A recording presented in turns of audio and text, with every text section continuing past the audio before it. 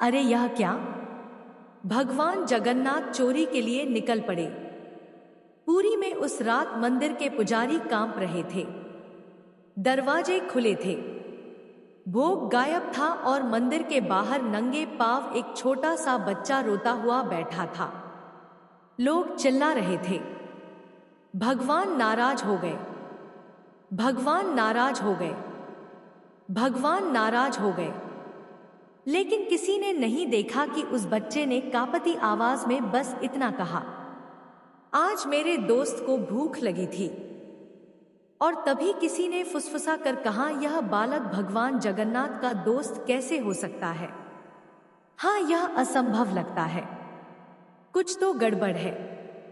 पुरी के उसी विशाल मंदिर के पीछे जहां रोज घंटियां बजती थी, जहां फूलों की खुशबू रहती थी, वहां एक छोटा सा कमरा था। वो कमरा किसी पुजारी का नहीं था, किसी राजा का नहीं था। वो था नीलू का। नीलू की उम्र कोई ठीक ठीक नहीं जानता था। कुछ कहते थे 5 साल, कुछ कहते थे 7। नीलू अनाथ था, ना माँ, ना बाप, ना कोई घर। जब लोग पूछते तू कहाँ रहता है, तो वह मुस्कुरा कर कहता, यही बाबा के घर। लोग हंसते थे, पर नीलू सच कह रहा था। हर सुबह जब मंदिर के कपाट खुलते, नीलू सबसे पहले पहुंच जाता। वो झाड़ू नहीं लगाता था, वो फूल नहीं चढ़ाता था, वो बस जगन्नाथ जी के सामने बैठकर धीरे से कहता, आज आप जल्दी मत जाना। जैसे कोई दोस्त दूसरे दोस्त से बात करता है। कभी कभी वह शिकायत करता, कल आपने मुझे सपने में भी नहीं बुलाया। कभी हंसता, आज आपके लिए नई कहानी लाया हूं।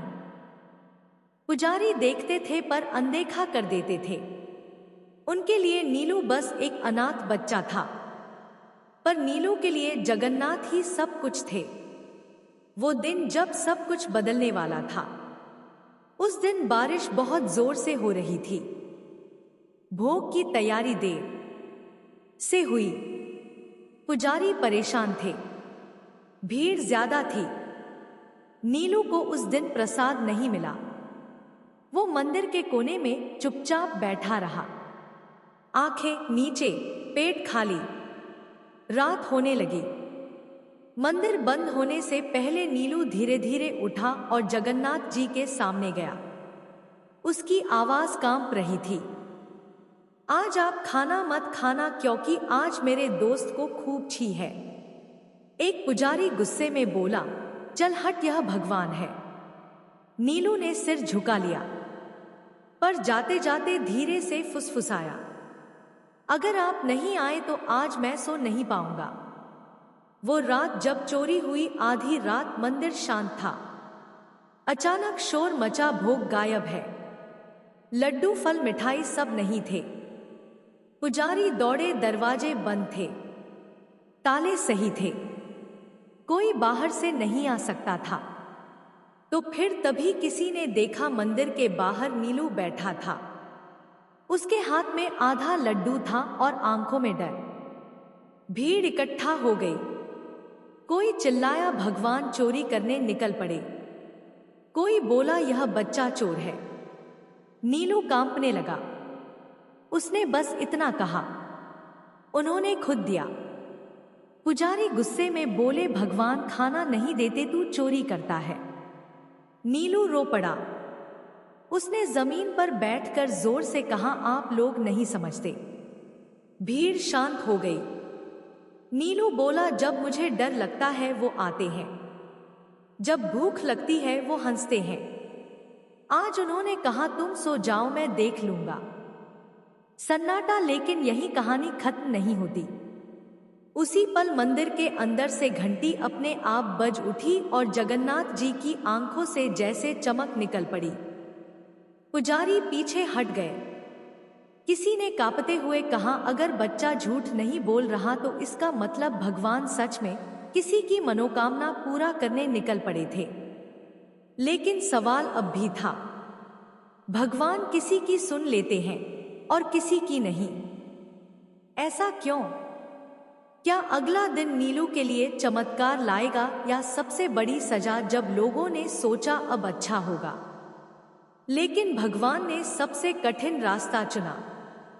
अगली सुबह जब सबको लगा अब चमत्कार होगा, पुरी में सुबह होते ही खबर फैल गई। रात भगवान ने भोग खुद बाहर भेजा। एक बच्चे के लिए भगवान चले आए। अब तो इस बच्चे की किस्मत बदल जाएगी। मंदिर के बाहर भीड़ थी। लोग नीलू को देखने आए। कोई सिक्का दे रहा था, कोई मिठाई, कोई सिर पर हाथ फेर रहा था। नीलू बस चुप था। वो बार बार मंदिर के दरवाजे की तरफ देख रहा था, जैसे किसी का इंतजार हो। नीलू की एक ही जिद। एक पुजारी ने पूछा, बोल बेटा, क्या चाहिए? नीलू ने सिर हिलाया, कुछ नहीं। नीलू बोला, बस आज रात भी वो आएंगे ना? पुजारी चुप हो गया, क्योंकि वो नहीं जानता था कि भगवान हर रात किसी के लिए आते हैं या नहीं। पहला झटका जब सब उल्टा हो गया। दोपहर होते होते मंदिर समिति की बैठक हुई। कुछ बुजुर्ग पुजारी बोले, यह बच्चा गलत परंपरा बना रहा है। लोग भगवान से दोस्ती समझने लगेंगे। भक्ति डर से नहीं, नियम से चलती है। और फिर फैसला हुआ, नीलू को मंदिर से निकाल दिया जाएगा। शाम होते ही एक पुजारी नीलू के पास आया। अब तुम यहां नहीं रह सकते। नीलू ने धीरे से पूछा, तो वो मुझे कहां मिलेंगे? पुजारी ने जवाब नहीं दिया। वो पल जब सबको लगा अब अच्छा होगा। लोगों ने सोचा अब बच्चा बाहर जाएगा, कोई सेठ उसे गोद ले लेगा, अब इसका जीवन सुधरेगा। लेकिन किसी ने नहीं देखा कि नीलू मंदिर के बाहर पत्थर पर बैठकर खामोशी से रो रहा था। वो रोते हुए नहीं बोला, वो डरा हुआ था। रात जब भगवान नहीं आए, पहली बार नीलू मंदिर के अंदर नहीं था। वो बाहर बरामदे में लेटा था। आसमान में बादल थे, हवा ठंडी थी। नीलू ने आंखें बंद की और धीरे से कहा, आज आप आओगे ना? कोई जवाब नहीं। घंटियां नहीं बजी, कोई आहट नहीं। नीलू ने फिर कहा, अगर मैंने कुछ गलत कहा हो तो माफ कर देना। लेकिन उस रात भगवान नहीं आए। दूसरा झटका जब लोग डर गए। अगली सुबह मंदिर में कुछ अजीब हुआ। भोग बना लेकिन स्वाद कड़वा था। पुजारी हैरान। फिर दूसरे दिन फूल मुरझा गए। तीसरे दिन घंटियां अपने आप बीच में रुक गई। लोग फुसफुसाने लगे, बाबा नाराज है, बच्चे को निकालना ठीक नहीं हुआ। लेकिन तब तक नीलू कहीं और जा चुका था। नीलू का नया रास्ता, जहां सबको लगा अब अच्छा होगा। एक सेठ ने नीलू को अपने घर ले लिया। बड़ा घर, नरम बिस्तर, भरपेट खाना। लोग बोले, देखो भगवान ने दे दिया, अब सब ठीक है। लेकिन पहली रात नीलू बिस्तर पर बैठा रहा, खाना नहीं खाया। सेठ की पत्नी बोली, क्या हुआ? नीलू बोला, यहां वो नहीं आते। सब हंस पड़े। सबसे बड़ा ट्विस्ट, जहां सब गलत साबित हुआ। तीसरी रात नीलू तेज बुखार में कांप रहा था। डॉक्टर आए, दवा दी, लेकिन नीलू बार बार बड़बड़ा रहा था, मैं गलत जगह आ गया, वो मुझे यहां नहीं ढूंढ पाएंगे। सेठ डर गया। उसी रात मंदिर में घंटी अपने आप जोर से बज उठी और मुख्य पुजारी बेचैन होकर उठ बैठे। उन्हें सपना आया। जगन्नाथ जी बोले, जिसे तुमने बाहर किया वो मेरा है। सुबह होते ही सेठ नीलू को लेकर मंदिर भागा। लेकिन सवाल यह था, क्या नीलू जीवित रहेगा? क्या भगवान वापस आएंगे? या अब बहुत देर हो चुकी है? और सबसे बड़ा सवाल, क्या हर बार भगवान जल्दी सुनते हैं तो वह अच्छा ही होता है? जब भगवान समय पर नहीं आए और सबने मान लिया कि अब बहुत देर हो चुकी है, वह सुबह जो किसी की जिंदगी बदल देती है। सुबह का सूरज निकला, लेकिन पूरी की हवा में वो शांति नहीं थी। मंदिर के बाहर लोग चुप थे। कोई घंटी नहीं, कोई मंत्र नहीं। सेठ की गाड़ी मंदिर के सामने रुकी। नीलू अंदर था, कमजोर तपता हुआ, आंखें अध खुली। मुख्य पुजारी आगे बढ़े। जल्दी करो, डॉक्टर घुसफुसाए। बच्चे की हालत बिगड़ रही है। नीलू ने अचानक आंखें खोली। उसकी आवाज बहुत धीमी थी। आज वो आएंगे। किसी के पास जवाब नहीं था। मंदिर के अंदर जहां सब कुछ गलत लग रहा था, नीलू को गर्भगृह के पास लाया गया। वो जगह जहां आम लोगों को जाने की इजाजत नहीं होती। पुजारी कांप रहे थे। ऐसा पहले कभी नहीं हुआ था। नीलू ने आंखें बंद की और बहुत धीरे से बोला, नहीं आए, अगर आप नहीं आए तो मैं सो जाऊंगा। यह सुनकर एक बुजुर्ग सेवायत रो पड़े। जब लोगों ने पहली बार भगवान से सवाल किया, भीड़ के बीच एक आदमी चिल्लाया, अगर भगवान दोस्त है तो अब कहां है? किसी और ने कहा, क्या भगवान बंदों से भी देर कर सकते हैं? पहली बार पुरी में लोग भगवान से सवाल कर रहे थे और भगवान अब भी चुप थे। वो क्षण जब सबको लगा अब अंत है। नीलू की सांसें तेज हो गई, हाथ ठंडे पड़ने लगे। डॉक्टर ने सिर हिलाया, कुछ नहीं कर सकते। सेठ की पत्नी फूट फूट कर रो पड़ी। पुजारी ने आंखें बंद कर ली।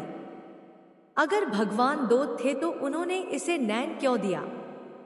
और उसी पल नीलू ने मुस्कुरा दिया, बहुत हल्की मुस्कान। उसने फुसफुसा कर कहा, वो आ गए।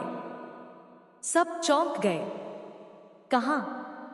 किसी ने पूछा। नीलू बोला, पीछे। उसी पल मंदिर के भीतर तेज हवा चली, दिए कांपने लगे, घंटी अपने आप बज उठी, लेकिन जगन्नाथ जी की मूर्ति हिली नहीं। कोई चमत्कार नहीं, कोई रोशनी नहीं। लोग भ्रम में थे। अगर भगवान आए हैं तो दिख क्यों नहीं रहे? सबसे दर्दनाक मोड़, नीलू की सांस अचानक थम गई। डॉक्टर ने कलाई छोड़ी, धीमी आवाज में बोला, अब नहीं। मंदिर में एक साथ कई चीखें उठी। सेठ घुटनों पर गिर पड़ा। पुजारी फूट फूट कर रोने लगे। और उसी पल एक पुजारी ने कांपती आवाज में कहा, अगर भगवान दोस्त थे तो उन्होंने इसे मरने क्यों दिया? चुप्पी जो जवाब से ज्यादा भारी थी। नीलू का शरीर शांत था, चेहरे पर डर नहीं था, बस एक अजीब सी शांति। मंदिर के बाहर लोग बैठ गए। कोई बोल नहीं रहा था। पुरी ने पहली बार भगवान की चुप्पी को इतना भारी महसूस किया। सवाल जो अब सबके थे, क्या भगवान देर कर गए? क्या दोस्ती भी नियमों से हार गई? क्या भगवान सिर्फ देने आते हैं या कभी लेने भी? और सबसे डरावना सवाल, अगर भगवान ना आए तो विश्वास का क्या? रात होते ही मुख्य पुजारी को एक और सपना आया, लेकिन इस बार भगवान मुस्कुरा नहीं रहे थे। उन्होंने बस इतना कहा, तुम सब ने सोचा मैं देर कर गया, लेकिन तुम नहीं जानते मैं उसे लेने नहीं छोड़ने आया था। मैं उसे लेने नहीं छोड़ने आया था। वही रात जब सपना सिर्फ सपना नहीं था। नीलू के जाने के बाद पूरी उस रात सो नहीं पाई। मंदिर के आंगन में अजीब सी ठंडक थी। दिए बुझ चुके थे, लेकिन हवा में अगरबत्ती की खुशबू अब भी थी। मुख्य पुजारी अपने कमरे में बैठे थे। आंखें खुली थी, लेकिन मन कहीं और था। उन्होंने पहली बार अपने जीवन में भगवान से कुछ नहीं मांगा, बस पूछा, अगर वो आपका था तो आपने उसे हमसे क्यों छोड़ लिया? उसी क्षण उनकी आंख लग गई और उन्होंने खुद को मंदिर के गर्भगृह में देखा। सब कुछ वैसा ही था जैसा रोज होता है। मूर्ति वही, दिए वही, फूल वही, लेकिन एक फर्क था। जगन्नाथ जी आज सिंहासन पर नहीं थे। वो नीचे खड़े थे और उनके पास नीलू बैठा था। नीलू वैसा नहीं जैसा सबने देखा था। नीलू अब बीमार नहीं था, कमजोर नहीं था। उसके कपड़े साफ थे, चेहरा शांत था। वो हंस रहा था और जगन्नाथ जी उसके बाल सहला रहे थे। पुजारी कांप गए। उन्होंने पूछा, अगर नीलू आपके पास है तो उसका शरीर? अगर नीलू आपके पास है तो उसका शरीर? भगवान ने उनकी तरफ देखा। उनकी आंखों में ना गुस्सा था ना करुणा, बस सच्चाई। भगवान बोले, तुम सब ने समझा मैं देर कर गया, लेकिन नीलू को कभी देर नहीं लगी। पुजारी रो पड़े, तो फिर वो क्यों गया प्रभु? भगवान जगन्नाथ ने धीरे से कहा, क्योंकि वह रुकने नहीं आया था। भगवान बोले, नीलू इस जीवन में कुछ पाने नहीं आया था, वो भेजा गया था ताकि तुम सब भक्ति और डर में फर्क समझ सको। पुजारी ने कांपते हुए पूछा, पर उसने तो बहुत सहा। भगवान की आवाज और गहरी हो गई, जिसे मेरा मित्र बनना हो उसे मेरा अकेलापन भी समझना पड़ता है। पुजारी ने वही सवाल दोहराया जो सबके मन में था। आपने कहा था आप उसे लेने नहीं छोड़ने आए थे। भगवान जगन्नाथ मुस्कुराए। हाँ, नीलू को इस दुनिया से नहीं, तुम्हारे भ्रम से छोड़ा। नीलू की आखिरी इच्छा। भगवान ने नीलू की तरफ देखा। नीलू बोला, अब वो मुझे भूलेंगे ना? अब वो मुझे भूलेंगे ना? भगवान ने सिर हिलाया। नहीं, लेकिन वो मुझे ढूंढेंगे गलत जगहों पर। नीलू मुस्कुराया, कोई बात नहीं, जब कोई बच्चा रोएगा तो आप वहां रहना। भगवान की आंखें पहली बार नम हुई। पुजारी की आंख खुली। सुबह हो चुकी थी, लेकिन मन अब वैसा नहीं था। उन्होंने तुरंत मंदिर के सभी सेवायतों को बुलाया और कहा, आज से मंदिर में कोई बच्चा बाहर नहीं सोएगा। आज से भक्ति डर से नहीं चलेगी। उसी दिन एक अनाथ बच्ची मंदिर के बाहर मिली। वह रो रही थी। पुजारी ने उसे गोद में उठाया और पहली बार जगन्नाथ मंदिर में एक छोटा सा कमरा बच्चों के लिए खोला गया। लोग बोले, नीलू चला गया, लेकिन सच्चाई यह थी, नीलू अब हर जगह था। कहानी अब सवाल नहीं पूछती, वो चुप करा देती है। लेकिन अभी भी एक चीज बाकी है। अगर नीलू सिर्फ संदेश था तो असली बदलाव कब आएगा? क्या भगवान सच में किसी की मनोकामना जल्दी और किसी की देर से पूरी करते हैं? चमत्कार जो दिखा नहीं, लेकिन सबको बदल गया। उस सुबह पूरी में कुछ भी अलग नहीं दिख रहा था। सूरज वैसे ही निकला, घंटियां वैसे ही बजी, भीड़ वैसे ही आई, लेकिन जिनकी आंखें खुल चुकी थी उन्हें सब कुछ अलग लग रहा था। मुख्य पुजारी पहली बार भीड़ से पहले मंदिर के बाहर खड़े थे, वहां जहां नीलू बैठा करता था। नीलू की जगह पर आज एक छोटा सा कपड़ा रखा था। उस पर फूल नहीं थे, दिया भी नहीं था, बस एक साधारण सी चटाई। एक सेवायत ने पूछा, यह किसके लिए है? पुजारी ने कहा, उसके लिए जो आ जाएगा। धीरे धीरे फैलती बात। पहले दिन एक बच्चा आया, दूसरे दिन 2, तीसरे दिन 4। कोई नहीं जानता था कि खबर कैसे फैली। बस इतना हुआ कि अब मंदिर के बाहर कोई बच्चा अकेला नहीं बैठता था। पहला बदलाव पूजा में। एक दिन भोग की थाली आई। पुजारी ने हाथ जोड़े और पहली बार यह शब्द बोले, अगर किसी बच्चे को आज भूख है तो पहले उसे सेवायक चौंक गए, पर किसी ने विरोध नहीं किया। लोगों के भीतर शुरू हुई हलचल। भीड़ में एक आदमी फुसफुसाया, पहले भगवान से डर लगता था, अब थोड़ा अपना सा लगता है। किसी ने कहा, नीलू मर गया, और किसी ने जवाब दिया, नहीं, नीलू समझ आ गया। जहां लोग कुछ और चाहते थे, कुछ लोग नाराज भी थे। एक व्यापारी बोला, हम सालों से चढ़ावा दे रहे हैं, फिर भी हमारी मनोकामना नहीं पूरी होती। दूसरा बोला, एक बच्चा आया और सब बदल गया। पुजारी ने शांत स्वर में कहा, शायद बदलाव मंदिर में नहीं, हम में होना था। एक दिन बारिश में एक शाम तेज बारिश हो रही थी। मंदिर के बाहर एक बच्ची खड़ी थी। वो कुछ नहीं बोली, बस देखती रही। पुजारी बाहर आए, पूछा, किसे ढूंढ रही हो? बच्ची ने कहा, मेरे दोस्त को। पुजारी की आंखें भर आई। नीलू की मौजूदगी बिना दिखे कई लोगों ने एक ही बात कही, जब भी किसी बच्चे को खाना मिलता है मुझे लगता है कोई मुस्कुरा रहा है। जब मंदिर शांत होता है लगता है कोई बैठा सुन रहा है। कोई नाम नहीं लेता था पर सब जानते थे। मनोकामना का सच धीरे धीरे खुलता। एक दिन एक महिला आई, रोते हुए बोली, मैंने सालों से मांगा, कुछ नहीं मिला। पुजारी ने पूछा, आज क्या चाहती हो? वो बोली, बस समझना चाहती हूँ, देरी क्यों? पुजारी ने कहा, क्योंकि कुछ लोग मांगने आते हैं और कुछ तैयार होने।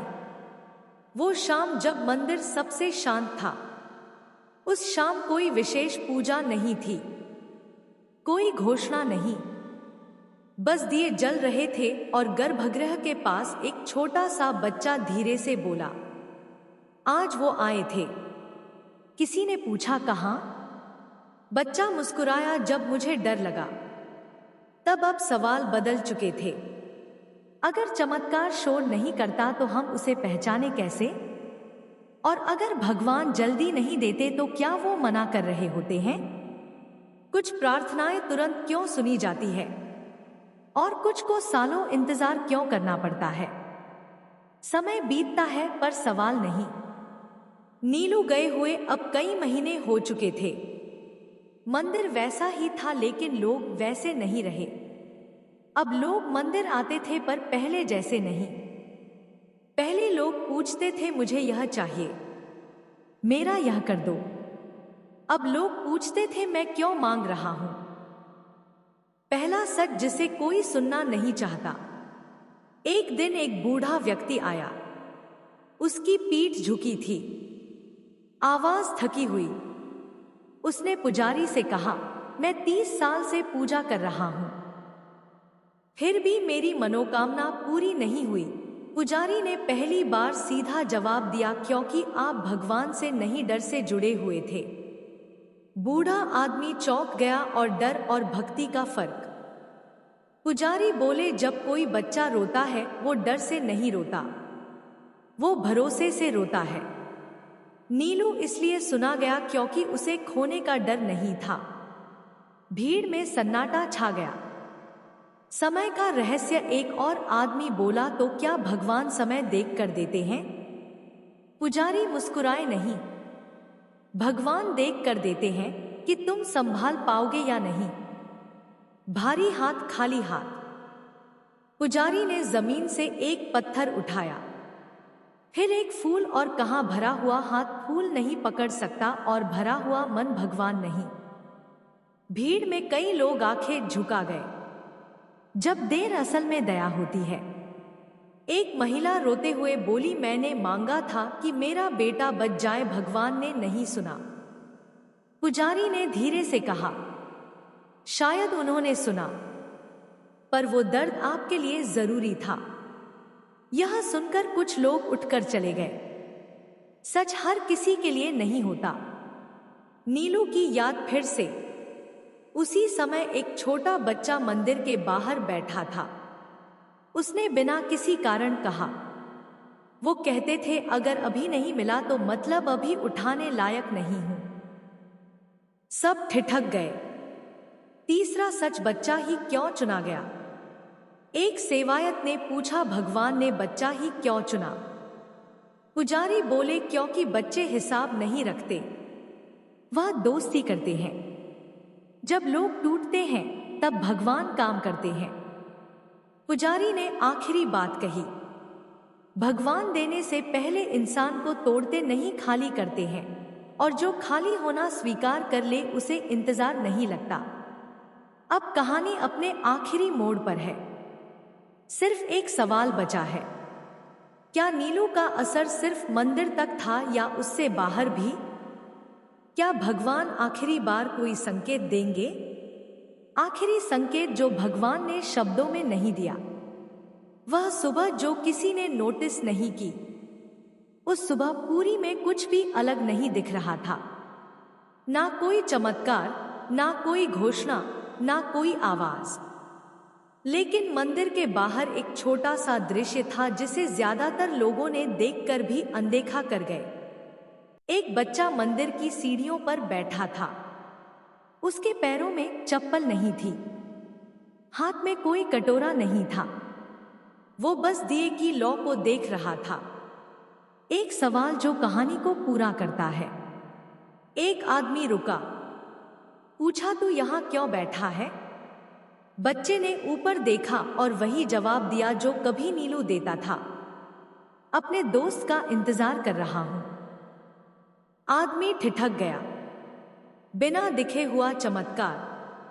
उसी पल हवा हल्की सी चली, दिए की लौ सीधी खड़ी हो गई।